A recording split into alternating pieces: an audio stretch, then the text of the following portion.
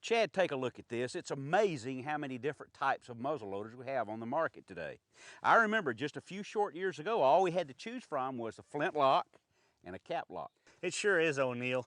Today, shooters have the choices to go between the old style, antique looking flintlock guns all the way down to the new closed breech modern inline rifles.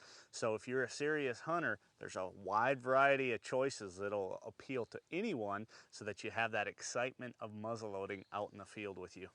No matter what they look like, they all have one thing in common. They load from the muzzle, which makes sense, doesn't it? You're going to have to learn to put the powder and the projectile right down the barrel. Also means you only get one shot in most hunting situations. And really, that's what makes muzzleloading so much fun. I call it the one-shot challenge. No doubt it takes a more skilled hunter to be successful with a muzzleloader. You have to be willing to accept the limitations inherent in shooting a primitive firearm, which means getting closer to the game and making that first shot count. Let's do a quick review of the different types of muzzleloading guns used in hunting today. O'Neill, why don't you start us off with the flintlocks? This is the most traditional or primitive of muzzleloaders that are in use today. If you want to relive the old days to the max, this is the way you want to go. Prior to the 1850s, in fact, this was the only type of muzzleloader around. It's the kind of gun used in the Revolutionary War and by Lewis and Clark on their great expedition.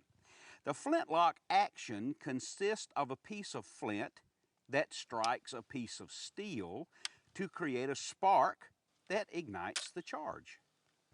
Then just in time for the Civil War, the cap lock was invented. Now the cap lock was basically just an improvement on the flintlock muzzleloader. The gun operated in virtually the same manner, with a hammer on the side of the gun. But instead of a flint striking steel, the cap lock uses a percussion cap ignition system. When the hammer strikes a percussion cap, a small explosion results that ignites the charge of powder in the barrel. Until about 15 years ago, the flintlock and the cap lock, that was the only two choices we had as hunters to use during the special muzzleloading seasons. Then along came what's called the inline. It changed the muzzleloading industry and it changed the way we think about muzzleloading forever. Here's how the inline muzzleloader was different. Now, as you can see here, the percussion cap is positioned in front of a plunger-styled hammer. Unlike the flintlocks and cap locks, the ignition, or the spark, is generated directly behind or in line with the powder charge. What this means is that the spark is delivered to the powder charge much more efficiently, greatly reducing the chances of a misfire. Today, this original inline is called a conventional inline. Many are still sold and at very affordable prices. I've got to tell you though, inline technology has gone way beyond this original design. The first step beyond the conventional inline was the bolt action inline. Now the bolt action worked a lot like the conventional inline, except that the plunger was replaced by a bolt action striker, similar to those used in modern bolt-action rifles.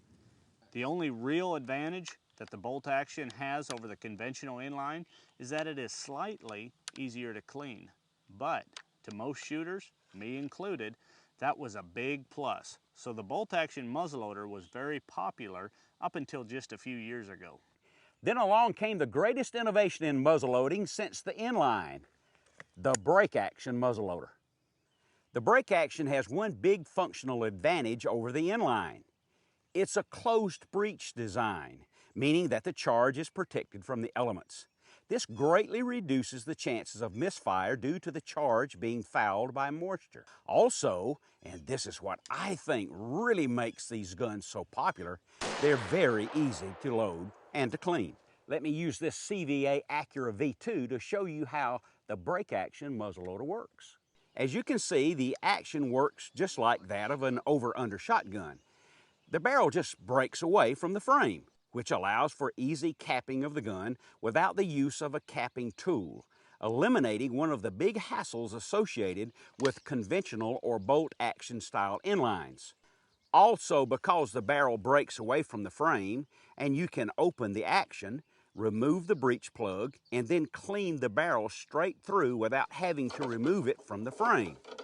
And as you can see, the hand removable design of the Acura's breech plug makes this incredibly easy. Another major benefit of the break action design is some of these guns can accept different barrels, as in the case with this CVA Apex. Now with the Apex, the gun can be a muzzleloader, a center fire, or even a rim fire. Just by swapping out the barrels, you can convert the gun over from a muzzleloader to any of many different centerfire calibers, all the way from a 22-250 up to a 300 Win Mag or even a 22 long rifle. This versatility makes the Apex a gun that can be used throughout the season and for a vast variety of game. Now just think about that for a second. From moose to squirrels, one gun. Here's another recent twist on the break action design. This is a CVA Optima pistol.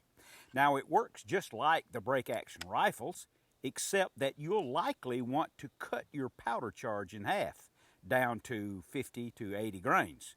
Otherwise, the recoil can be a bit much.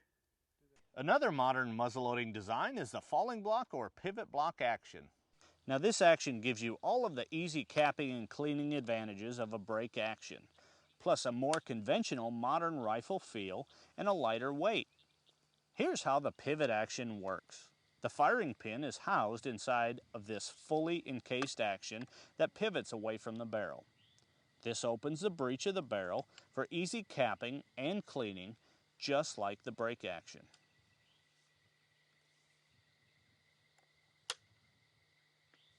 That just about covers every type of muzzleloader for sale today. And which one is the most popular? Well, the inlines have about 95% of the market. And within that category, the closed breech actions, the break action, the pivot action, they're rapidly taking over the market. Yes, and as you have seen, over the years, muzzleloaders have changed a lot, and they'll continue to change in the future. But one thing's for sure, all muzzleloaders have to be loaded through the muzzle, and in most cases, you only get one shot.